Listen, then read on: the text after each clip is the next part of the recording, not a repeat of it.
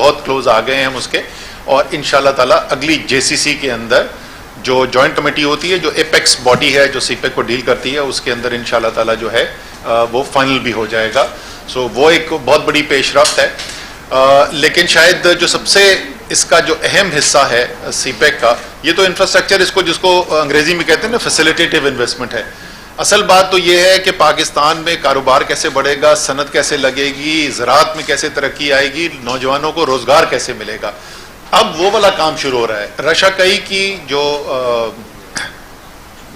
Special economic zone है, SEG है CPEC के अंडर, उसकी पहली जो इंडस्ट्री है वहां पर लगनी शुरू हो गई। ये पहली चाइनीज इन्वेस्टमेंट है सीपेक के तहत, इंडस्ट्रियल इन्वेस्टमेंट जो पाकिस्तान के अंदर आ रही है।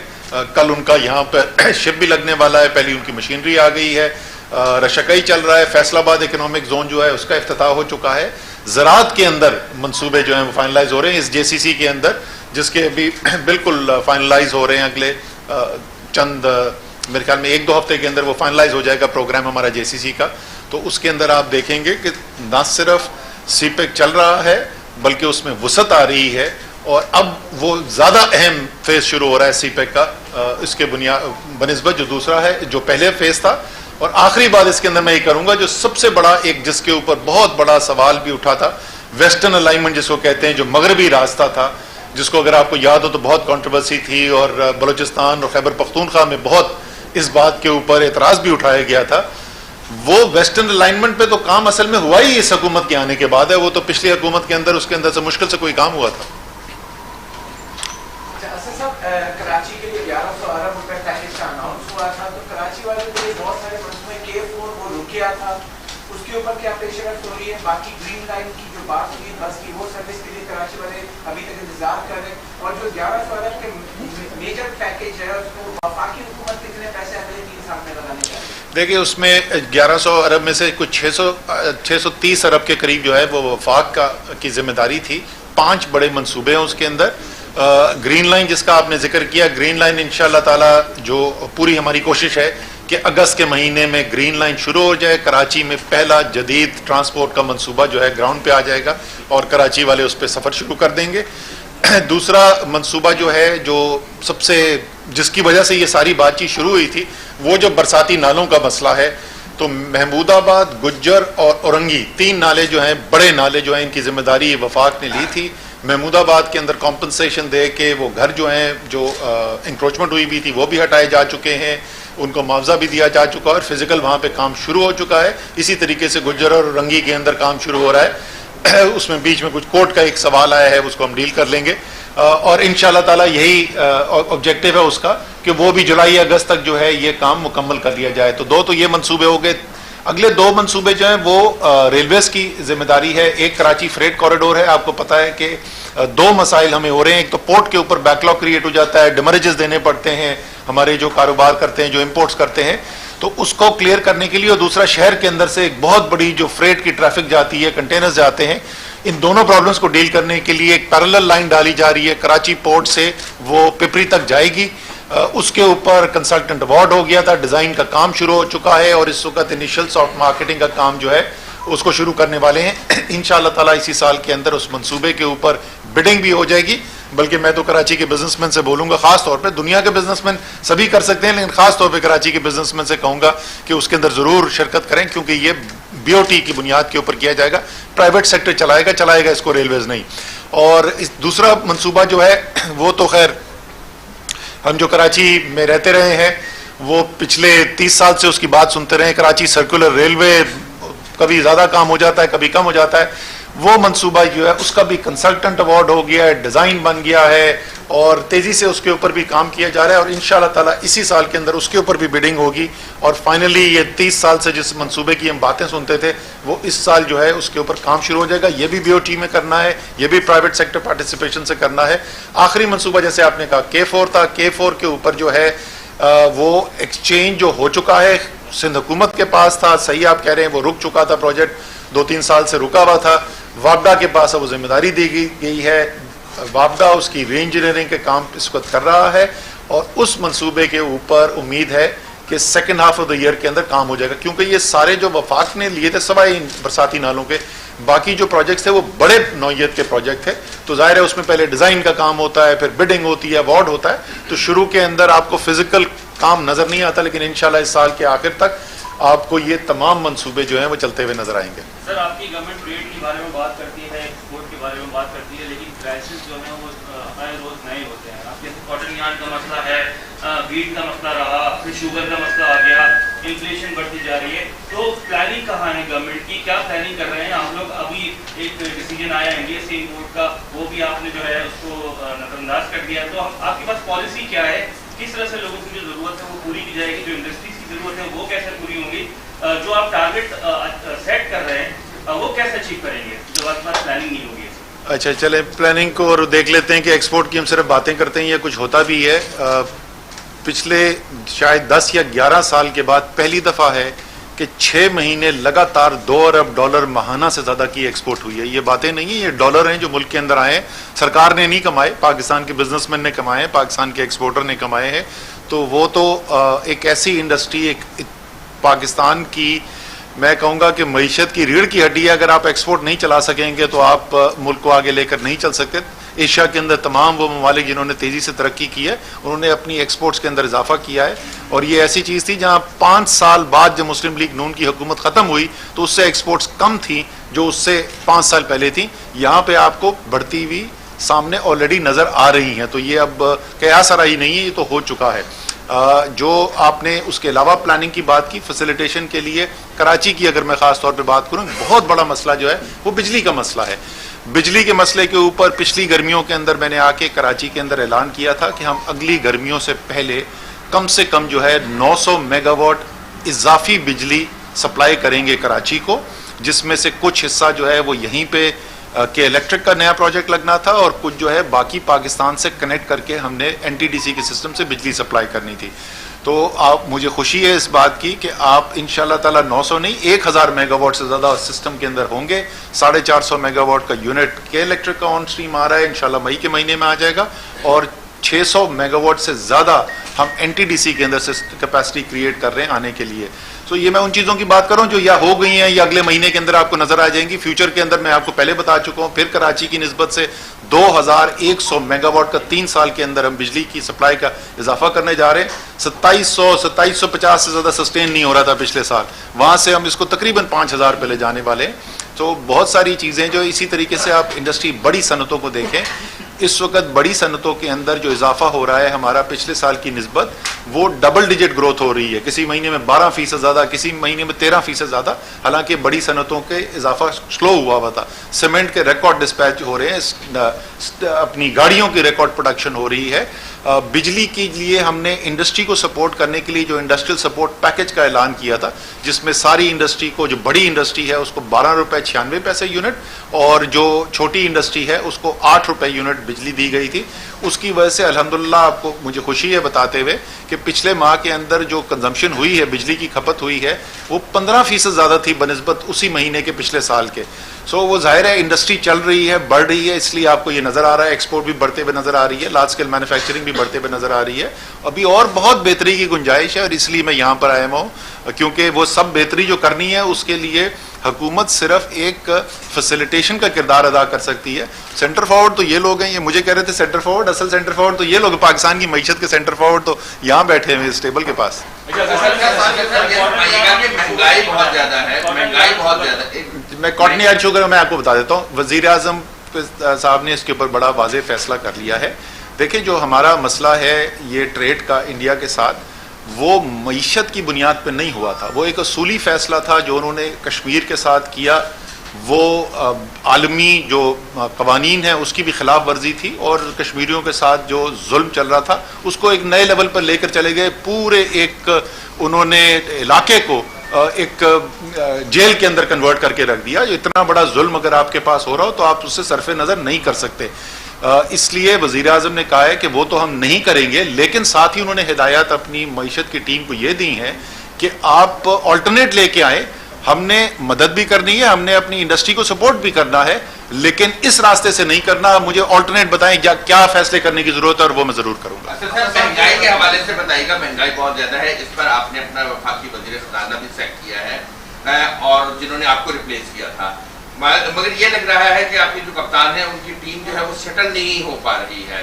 आप एक लाते हैं, आप शौकत तरीन साहब को लेकर आए, शौकत तरीन साहब बिल्कुल आपकी जो पॉलिसी है रुपये के हवाले से, डॉलर के हवाले से, उससे एडवर्स बात कर रहे हैं। वो ये कह रहे हैं कि जो रुपये को और डॉलर को हमें एक जगह पे 2-2.5 साल के लिए मुस्तहकम रखना चाहिए, जिससे मईशत में ज्यादा बेहतरी आएगी। और खान साहब खुद भी कह चुके हैं कि महंगाई जो है वो डॉलर की वजह से बढ़ी है। तो आपकी जो प्रीवियस पॉलिसीज थी उस पर शदीद किस्म के जो है एतराज़ात आ रहे हैं कि जो डिवैल्यूएशन की है उससे एक्सपोर्ट्स नहीं बढ़ी हैं, उससे जो है महंगाई मुल्क में बहुत ज्यादा हुई है। मुर्गी जो है 500 रुपए किलो हो गई है, और इसके अलावा जो तेल है वो भी अपनी रिकॉर्ड सतह पर खुर्दनी तेल भी पहुंच गया। अगर आप कहें तो लिस्ट और गो ऑन, तो महंगाई जो है सबसे बड़ा कंपोनेंट है जिसकी वजह से आवाम सबसे ज्यादा परेशान है।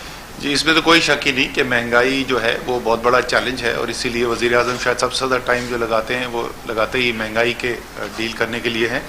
आपने अभी नासिर मगू साहब से सुना, ये हुकूमत के नुमाइंदे नहीं हैं ये, और उन्होंने जहां उनके ख्याल में हुकूमत की कारकर्दगी बेहतर हो सकती थी, जहां वो तनकीद बनती है, उन्होंने तनकीद भी की, लेकिन साथ उन्होंने एक ये हकीकत ये भी बताई कि आलमी मंडी के अंदर जो कमोडिटीज़ हैं, अजनास जो हैं, उनकी कीमत बड़ी तेज़ी से बढ़ी है, और एक वजह जो आपको इस वक्त नज़र आ रही है वो यही बनी है। अब आप आ जाएं डिवैल्यूएशन के ऊपर।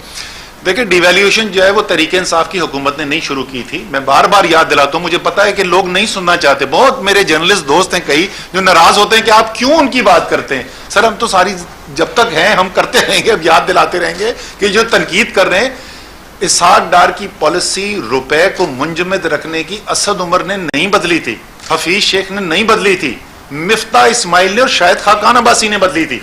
रुपया दिसंबर 2017 में 105 का था, जिस वक्त तक इलेक्शन हुआ तो रुपया 127 हो चुका था। 22 रुपए की कीमत के अंदर कमी आ चुकी थी, कदर के अंदर सिर्फ 7 माह के अंदर। उस वक्त 127 का था, आज 152 का है, यानी तरीके इंसाफ की हुकूमत में 2.5 साल के अंदर रुपए की कदर के अंदर कमी 25 रुपए हुई है। 2.5 साल में 25 रुपए हुई है, और सिर्फ 7 माह के अंदर 22 रुपए कमी हुई थी मुस्लिम लीग नूर की तरीके इंसाफ की हुकूमत आने से पहले। वो आप रुपए की कदर मुस्तहकम ऐसे नहीं रखते हैं कि आप डॉलर फेंक फेंक के मुस्तहकम करें, आप बुनियादी बेहतरी करते हैं मईशत के अंदर। आज सूरत हाल यह है कि एक भी डॉलर खर्च किए बगैर सेंट्रल बैंक के रिजर्व का, एक भी डॉलर, वहां अरबों डॉलर उन्होंने खर्च किए उसके मुस्तहकम करने के लिए, यहां एक भी डॉलर खर्च करे बगैर पिछले तकरीबन 1 साल कोई 8-9 महीने के अंदर रुपया 168 रुपए डॉलर से 152 रुपए डॉलर पे आ चुका है। 16 रुपए की कदर बेहतर हुई है बगैर किसी स्टेट बैंक के डॉलर जाया किए हुए। ये होती है बुनियादी तब्दीली। सर साहब, ये बता दें, महंगाई के हवाले से बात हुई है, फेडरेशन चैम्बर के सदर ने आपके बराबर में बैठ के कह दिया कि एफडीआर को बंद कर देना चाहिए, क्या इनका मुतालबा ठीक है? दूसरा, आप वज़ीर आज़म साहब एक्सपोर्ट की बात करते हैं, एक्सपोर्ट बढ़ाने के हवाले से अभी तक एनसीओसी के जो फैसले आप भी उसको लीड करते हैं, उसमें मार्केटों के हवाले से क्या फैसला हुआ है? क्योंकि आज कराची में फिर एक मैच शुरू हो गया है कि मार्केटें बंद कराने शुरू कर दी गई हैं 2 रोज के लिए। अभी ये सिचुएशन चल रही है कराची में, क्या एसओपी के तहत कराची में मार्केटें बंद हो रही हैं? क्योंकि यही बात होती है कि जब मार्केट्स बंद होती हैं तो उसके बाद फिर लॉसेस शुरू हो जाते हैं। पहले इसका जवाब देते हैं, मैं दूसरा सवाल। अच्छा, इससे पहले आपने एक और चीज पूछी थी, उससे पहले एफबीआर वाला। एफबीआर का इसका जवाब जो है वो हमाद अजहर से लेंगे, लेकिन चले मैं आपको वो बोल देता हूँ जो मैं ऑन कैमरा ऑन एयर बोल चुका हूँ, और उस वक्त बोला था जब मैं ऑपोजिशन में नहीं था, जब मैं वजीर खजाना पाकिस्तान का था, और मैंने ये सवाल और मैंने कहा ये था, मुझे याद है वो इवेंट भी कौन सा था जिसके अंदर हमने 100 सबसे बड़े टैक्स पेयर्स को अवार्ड दिए थे, तो वजीर आजम उसको चीफ गेस्ट थे उसके अंदर, तो उनके सामने मैंने कहा था कि मैंने कहा एफबीआर मुझसे इतने सवाल पूछती है या पाकिस्तान के किसी टैक्स पेयर से इतने सवाल पूछती है जो आप अपनी बेटी का रिश्ता देने से पहले भी नहीं पूछते, उन सवालों का करते क्या है? सो क्या एफबीआर की कारकर्दगी के अंदर बेहतरी की गुंजाइश है? इसमें कोई शक नहीं है। उसका इलाज क्या है, बंद करना है, कुछ और, वो मैं हमाद अजहर साहब उसका जवाब दे देंगे। जहां तक आप इसकी एक्सपोर्ट्स की बात कर रहे हैं और साथ आपने मार्केट्स की बात की, देखें हमने जो सबसे पहली मईशत की एक्टिविटी जिसको खोला था सबसे पहले जिस वक्त शुरू में बंदिश हुई, वो एक्सपोर्ट इंडस्ट्री थी। क्योंकि जब तक आप डॉलर नहीं कमाएंगे या वो इंडस्ट्री उसके बाद हमने फौरन खोली जो सब्स्टिट्यूशन करती है, यानी इंपोर्ट की सब्स्टिट्यूशन करती है, तो उस इंडस्ट्री को तो बिल्कुल भी हम बंद नहीं करना चाहते। लेकिन जिस तेजी से इस वबा का फैलाव हुआ है उसमें अगर हम बरवक्त इकदाम ना करें तो उसमें खतरा ये है कि ये सेक्टर जो सबसे ज्यादा मईशत के लिए अहम है वो भी लपेट में आ सकते हैं। मैं इसी के साथ वो दूसरी जो कमेंट किया था मैं उस पर भी, रेस्टोरेंट्स के ऊपर भी कमेंट कर लेता हूं। हम इस वक्त कल जो हमारे क्रिटिकल केयर के पेशेंट्स थे, यानी वो लोग जो ऑक्सीजन पे हैं या वेंटिलेटर के ऊपर हैं पाकिस्तान के अस्पतालों में कोविड के, वो 3400 से ज्यादा पहुंच चुके हैं। यानी हम जो जून की पहली पीक थी हम वहां पे पहुंच चुके हैं और अभी इसके अंदर इजाफा हो रहा है। तो हमें बर वक्त इकदाम करने की कुछ जरूरत है, वरना ऐसा ना हो कि खुदा न खास्ता पूरी मईशत हमें बंद करने की जरूरत पड़े। सो 2 दिन हफ्ते के अंदर मार्केट्स बंद करने का बिल्कुल फैसला हुआ था। टेक्निकली कराची उस पॉजिटिविटी से नीचे है, लेकिन मेरे ख्याल में अगर उन्होंने ये फैसला किया है तो मैं सिंध गवर्नमेंट के इस फैसले को सपोर्ट करूंगा। बर वक्त फैसला कर लें ताकि ज्यादा तकलीफ से बच जाए। देखिए रेस्टोरेंट का हमने क्या किया मुख्तलिफ जो बाकी दुनिया से था, क्यों वर्ल्ड इकोनॉमिक फोरम ने पाकिस्तान की तारीफ की, वर्ल्ड हेल्थ ऑर्गेनाइजेशन ने पाकिस्तान की तारीफ की, बिल गेट्स ने पाकिस्तान की तारीफ की, लैरी समर्स इकोनॉमिक एडवाइजर अपने क्लिंटन के, उन्होंने हमारी तारीफ की। क्यों कर रहे थे तारीफ? हमने किया ये कि वो चीज जिससे कम मईशत के ऊपर असर हो, कम से कम रोजगार पे असर हो और ज्यादा से ज्यादा वबा के फैलाव पे असर हो, हमने टारगेटेड एक्शंस लिए। इसलिए कुछ कीमत तो अदा करनी पड़ती है। बदकिस्मती से यह नहीं हो सकता कि सब कुछ खुला रहे और वबा रुक जाए, और वबा अगर ज्यादा फैल गई तो फिर सब बंद होने का खतरा होता है। तो जो हमने रिस्क देखा, जिन इंडस्ट्री से और जिस एक्टिविटी से सबसे ज्यादा रिस्क आ रहा था, फर्क उसी मॉल के अंदर शॉपिंग करने और रेस्टोरेंट का फर्क यह है कि शॉपिंग आप मास्क पहनकर कर सकते हैं, और ये अब सारी रिसर्च आ चुकी है दुनिया की। अगर आप मास्क पहन लें, जो मुझे लग रहा है कुछ इस कमरे में लोगों ने नहीं पहना हुआ है, खुशी है कि ज्यादातर ने पहना हुआ है, तो तकरीबन 90% तक फैलाव के अंदर कमी आ सकती है। लेकिन आप खाना मास्क पहनकर नहीं खा सकते। इसलिए हमने कहा है कि थोड़ी सी जिद्दत करें, और बहुत सारे जो रेस्टोरेंट्स हैं उन्होंने एडजस्ट भी किया। इधर डिफेंस के अंदर अगर आप चले जाएं तो आपने देखा है बहुत सारे रेस्टोरेंट्स ने आउटडोर जो है वो डाइनिंग शुरू कर दी है, टेक अवे है, ताकि कम से कम रोजगार पे असर हो। लेकिन ये इनडोर खाने की जो चीज है, चाहे वो शादी हो या रेस्टोरेंट है, वो इतना हाई रिस्क है कि उस एक टारगेटेड एक्टिविटी को हमें करना पड़ा। सो आखिरी सवाल ले लें सर, आखिरी सवाल उसके बाद। एक सवाल मेरा रह गया था, वो जवाब दीजिए। आपने स्टील मिल के हवाले से एक बड़ा ऐलान किया था, जो बड़ी वीडियो आपकी वायरल होती रहती है, वो अभी भी दिखा दें, वो अभी दिखा दें बेशक। स्टील मिल के मामले पर आपका क्या स्टैंड है बनना है? देखिए स्टील मिल का स्टांस वन लाइनर में सिंपल ये भाई, उस वक्त भी हम कहते थे कि ये मिल चल सकती है, ये कोई वजह नहीं है कि ये मिल बंद हो, और आज भी वही स्टैंस है। और इंशाल्लाह ताला मैं उस दिन हमाद अजहर से पूछ रहा था, क्योंकि वो इंडस्ट्रीज के नीचे आता है, तो हमाद से मैं लास्ट वीक पूछ रहा था, और फिर उसके बाद मोहम्मद मियां सुमरो जो प्राइवेटाइजेशन मिनिस्टर है उनसे भी बात हुई। इंशाल्लाह ताला अगस्त के महीने के अंदर उसके अंदर आ जाएंगी। 4 कंपनीज हैं बैनुल अक़वामी कंपनीज जो उसके अंदर इंटरेस्टेड हैं। तो मेरा मौक़िफ़ आज भी वही है जो उस वक्त था, ये स्टील मिल चल सकती है, यहाँ पे लोगों का रोजगार हो सकता है और ये वैल्यू एडिशन कर सकती है। आप खुद तस्लीम करते रहे हैं, आपकी 2 पिछली हुकूमतें नवाज शरीफ और जरदारी साहब की हुकूमतें तस्लीम करती रही कि कराची मुआशी हब है, कराची कमाकर पाकिस्तान को देता है, कराची की अहमियत और इफादियत अपनी जगह मुसल्लम है। लेकिन अफसोस की बात तो यह है कि जब अपोजिशन में होते हैं तो यहाँ के लिए आवाजें बुलंद होती हैं, जब हुकूमत में आते हैं तो कराची के लिए कोई तरक्याती पैकेज नहीं होते और जो ऐलान होते हैं उस पर अमल ही नहीं होता। कराची बद से बदतर होता जा रहा है। आप खुद इस शहर के में रह चुके हैं, तवील अर्सा यहाँ गुजारा है आपने, आप खुद तस्लीम क्यों नहीं करते और आपकी हुकूमत क्यों नहीं तस्लीम करती कि कराची अगर बेहतर नहीं होगा तो पाकिस्तान बेहतर नहीं होगा? कराची कब इसकी किस्मत कब होगी? अच्छा जी, ये तो आप बिल्कुल दुरुस्त कह रहे हैं, ये हम हमेशा से कहते रहे और हम आज भी कहते हैं। अभी तो आपके सवाल के ऊपर 2 पहलू आते हैं, मैं दोनों पे। पहली बात तो आपने कहा कोई पैकेज का ऐलान नहीं होता। मेरे तो काबीना की मीटिंग के अंदर कुछ कॉलीग ने कहा कि ये सारे पाकिस्तान का पैसा कराची क्यों लेके जा रहे हो, और मैंने उनको साबित किया एदादो शुमार से कि जितना हमने पैकेज ऐलान किया है वो कराची का हक बनता है। ये शहर जो है पाकिस्तान का सबसे बड़ा टैक्स देने वाला शहर है, तो पैकेज क्यों नहीं होता ये तो आप मानना पड़ेगा, पैकेज होता है। उस पर कुछ काम नहीं होता। सर अमल दरामद मैंने आपको बड़ी तफसील से जवाब दे दिए। मेरी अब आपसे एक रिक्वेस्ट होगी, उस दिन जिस दिन ग्रीन लाइन चलेगी ना, तो आप चलेंगे मेरे साथ उस बस पे और इसी कैमरा के अंदर रिकॉर्ड करेंगे और आप कहेंगे हाँ वाकई में जमीन पर भी काम हुआ है। अगर आप देखना चाहते हैं महमूदाबाद में क्या काम हो रहा है, वहां जाकर देख सकते हैं। ये दूसरे केसीआर और वो जो है वो तो जाहिर अभी प्लानिंग स्टेज पे है, तो उधर जमीन पे काम नहीं है, वो आपको 3-4 महीने में वो भी नजर आ जाएगा। जो कराची की बिजली बहुत बड़ा मसला रहा है कि नहीं रहा है, बिल्कुल रहा है ना। कराची के अंदर मुझे बता दें कि पिछले 12 साल में बिजली के कितना इजाफा हुआ था, और मैं आपको बता रहा हूं कि सिर्फ इस साल के अंदर, अगले ये अप्रैल में बैठे हुए हैं, मैं मई की बात कर रहा हूं, बहुत आगे की नहीं बात कर रहा, 450 मेगावाट लोकल प्रोडक्शन यहां स्टार्ट होगी, 600 मेगावाट एनटीडीसी के सिस्टम से 1000 मेगावाट ऐड करने जा रही है। कराची में वफाकी वजीर असद उमर FVCCI की तकरीब से खिताब कर रहे थे। उनका कहना था ना सिर्फ CPEC चल रहा है बल्कि इसमें वुसअत आ रही है। मगरबी रूट के हवाले से काफी बातें होती रही, मगर हमारी कोशिश है कि अगस्त में ग्रीन लाइन शुरू हो जाए और कराची पोर्ट से पिपरी तक पाइपलाइन बिछाई जाए। उन्होंने मजीद कहा कि मुल्क में सीमेंट की पैदावार में रिकॉर्ड इजाफा हुआ। केफुर मंसूबे पर वापडा काम कर रहा है। आलमी मंडी में अजनास की कीमत तेजी से बढ़ी है। और इसी के साथ न्यूज स्टूडियो से फिलहाल इतना ही। मजीद खबरें और उनकी